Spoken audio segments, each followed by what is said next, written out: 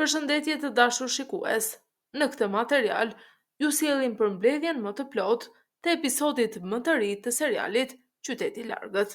Një episod që shënon pikën më dramatike të sezonit dhe ndryshon fatin e disa personazheve kryesor.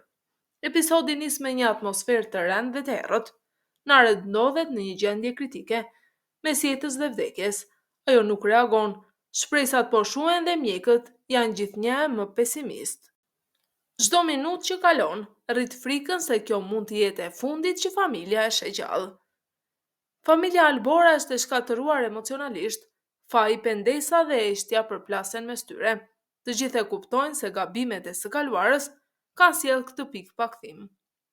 Gjani refuzon të pranoj humbjen, ai nuk dorëzohet dhe kërkon me çdo kusht një mënyrë për ta shpëtuar motrën e tij Naren. I shtyr nga faji dhe lodhja e fortë emocionale, Gjani është gati të shkojë përtej kufive moral. Vendimet e tij bëhen gjithnjë më ekstreme. Alia përjeton një tronditje të eshtur, teksa mbështet Gjanin, ajo fillon të dyshojë për të kaluarën e saj. Një foto që dikur ja kishte dërguar nënës së saj, nis ta shqetësojë dhe hap rrugën drejt sekreteve të fshehura prej vitesh. Ky episod shënon fillimin e një zbulimi të rrezikshëm për Ailën. Mjekët kanë një mundësi për të shpëtuar Naren, por ajo kërkon një sakrificë të madhe personale. Dikush shumë i afërt duhet të marrë një vendim që do t'i ndryshojë jetën përgjithmonë. Një person sakrifikon veten për të sjellë Naren përsëri në jetë. Fal këtij akti, Naren shpëton dhe mbijeton. Pyetja është se cili është ky person. Mund të na lini një koment duke komentuar nëse keni një përgjigje. Por këtu lind pyetja më e madhe e episodit, a ishte kjo sakrificë shpëtimi apo shkatërimi? Sepse pas shpëtimit, asgjë nuk mbetet si më parë. Marrëdhënia mes Nares dhe Shahinit hyn në krizën më të madhe deri më tani. Besimi tronditet, ndjenjat përzihen dhe dashuria e tyre vjet seriozisht në pikpyetje. Eshtja mes tyre është e fortë se çdo debat. Gjatë këtij episodi është dhe përballja mes Fakrie dhe Halis. Nxjerr në dritë sekrete të vjetra dhe të rrezikshme. Por drama mbetet e më e madhe kur zbulohet se dikush i dëgjon fshehtas. Një sekret i zbuluar në këtë moment mund të shkatrojë disa jetë njerëzish. Episodi vazhdon me Gjanin që jeton lidhjet mes Fakries dhe Halis dhe arrin në një zbulim që trondit të gjithë. Boran nuk ishte vdekur aksidentalisht, ai ishte vrarë. Kjo e vërtetë është një pikë kthese dramatike, sepse deri më tani Borani konsiderohej se kishte humbur jetën në mënyra të pashpjegueshme. Tani gjithçka merr një drejtim krejt të ri. Aila fillon të ndihet plotësisht përgjegjëse për vdekjen e Boranit dhe frika e saj thellohet akoma dhe më shumë kur nuk e di se kush mund t'i rrezikojë jetën e fëmijës së saj dhe cilit faj duhet i përgjigjet. Kjo bën Ailën të ndihet e pafuqishme, jo vetëm ndaj humbjes së Boranit, por edhe ndaj ndjenjes se po humbet gjithçka që ka ndërtuar deri më tani. Gjani nis një kërkim për drejtësi dhe akmarrje, i vendosur të mbrojtë Gjan Denizin, të shpërblej vdekjen e vëllait të tij. Gjani nis një kërkim për të zbuluar kush e vrau Boranin. Halis i ka thënë Fakries diçka që e huton dhe Gjanin, edhe Ailën, dhe kjo i çon në konkluzione që ndryshojnë rrjedhën e ngjarjeve.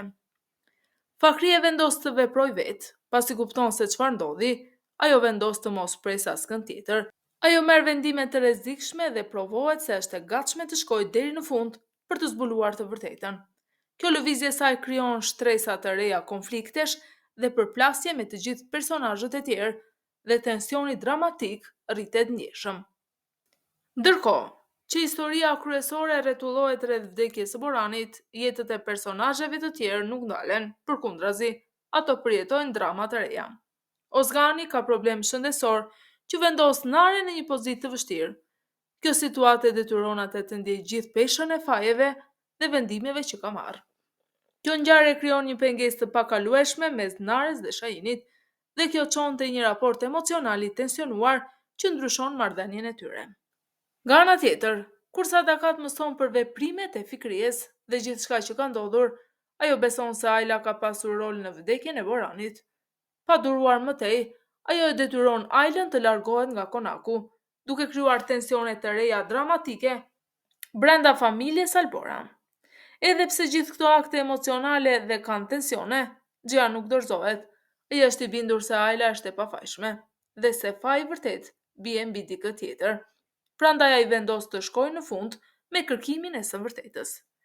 Në një nga vendimet më dramatike të episodit, Gian futet vetë në burg, duke thënë se nuk do të dalë derisa të zbulojë të vërtetën e vrasjes së Boranit dhe të pastrojë emrin e Ajlës.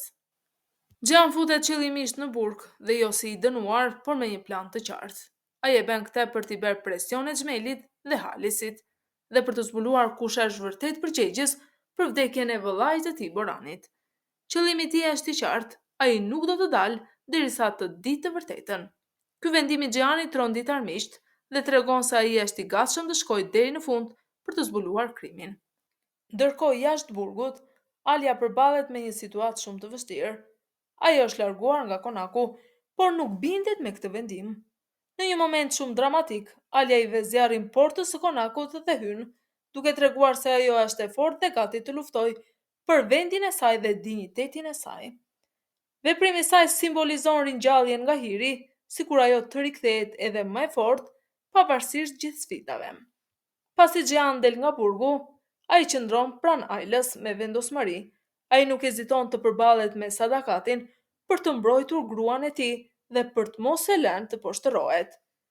Sadakat e kupton se nuk mund të shkatrojë Ajlën vetëm dhe për këtë arsye fillon të kërkojë aleanca të reja, përfshirë edhe Minen. Brenda familjes Albora ka tensione të mëdha. Të gjithë janë të ndikuar nga veprimet e Xhianit dhe Ajlës. Ekziston një ndjenjë lufte e brendshme që vjen nga asarimi i marrëdhënieve dhe tradhtive të fundit. Alia është në zemër të këtij konflikti, e kapur midis presionit të Sadakatit, mbështetjes së Xhianit dhe frikës nga e ardhmja. Ndërsa ngjarjet zhvillohen, Gian bëhet gjithnjë më i bindur se ai po afrohet shumë pranë zbulimit të vrasësit të Boranit. Qëllimi i tij është i qartë. Ai nuk do të ndalet derisa të zbulojë të vërtetën dhe të pastrojë emrin e Boranit, edhe nëse kjo do të thotë të sakrifikojë gjithçka. Edhe pse Gian mendon se po afrohet drejt zgjedhjes së misterit, një tjetër stres emocionale dhe dhimbje e re është gati të shfaqet, këtë herë duke goditur vetëm Ajlën. Ky është një paralajmërim për episodet e ardhshme se problemet nuk janë mbyllur, por vetëm përshkallëzohen. Këto ishin edhe disa nga pikat kryesore të episodit të ardhshëm, dhe sekretet e errta të familjes Albora po shpërthejnë në çdo cep. Por kush është vërtet përgjegjës për vrasjen e Boranit? A do të arrijë Gian të zbulojë gjithçka para se të jetë vonë? Dhe çfarë do të ndodhë me marrëdhënien e Ajlës dhe Gianit pas gjithë kësaj drame? Na tregoni në komente. Kush mendoni se po luan me të gjitha provaskenat? A mund Ajla të mbajë forcën e saj përballë të gjithave? Like nëse ju pëlqeu episodi, abonohuni për përmbledhje dhe analiza të tjera tronditse. Dhe shpërndajeni me miqt që janë fans të këtij seriali. Faleminderit që na ndiqni dhe shihemi në seriale dhe episode të tjera.